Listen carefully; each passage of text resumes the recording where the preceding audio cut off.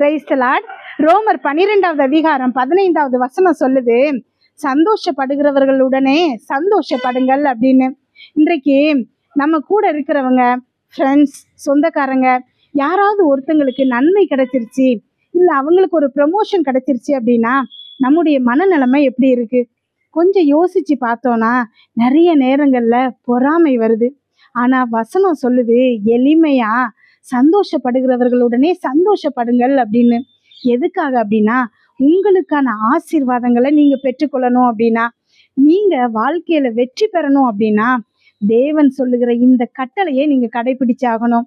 உங்க கூட இருக்கிறவங்க சந்தோஷப்படும் போது அவங்க கூட சேர்ந்து நீங்களும் சந்தோஷப்பட்டீங்க அப்படின்னா, தேவன் நிச்சயமா உங்க வாழ்க்கைய ஆசீர்வதிப்பாரு.